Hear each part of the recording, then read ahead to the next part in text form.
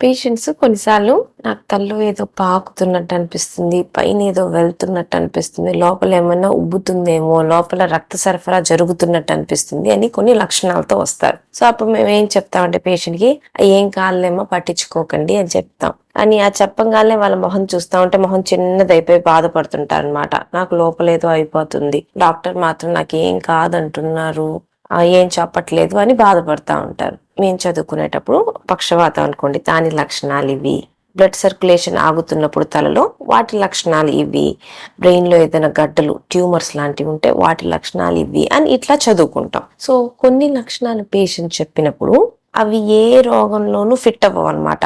అంటే పెద్ద పెద్ద రోగాలకు దేనికి వాటికి ఆ లక్షణం అనేది ఫిట్ అవ్వదు. సో అట్లాంటి సందర్భాల్లో పేషెంట్కి ఏం చెప్తామంటే ఇది ఏం కాదు, ఇది పట్టించుకోకండి అంటాం.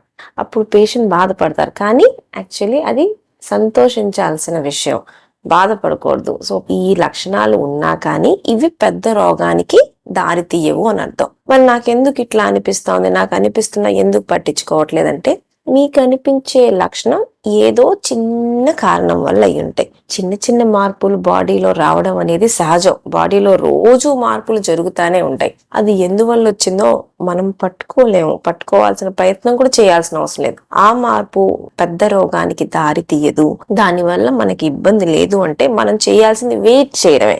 చూద్దాం, ఇంకో నెల తర్వాత చూద్దాం, ఒక 2 నెలల తర్వాత చూద్దాం.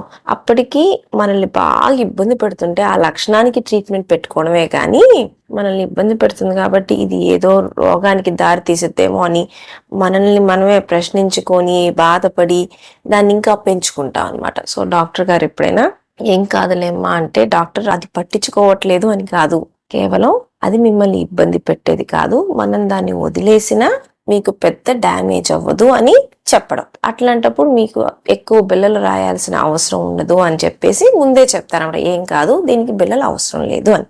అది గుడ్ న్యూస్ లా తీసుకోవాలి, ఎప్పుడు బ్యాడ్ న్యూస్ లా మాత్రం తీసుకోకూడదు.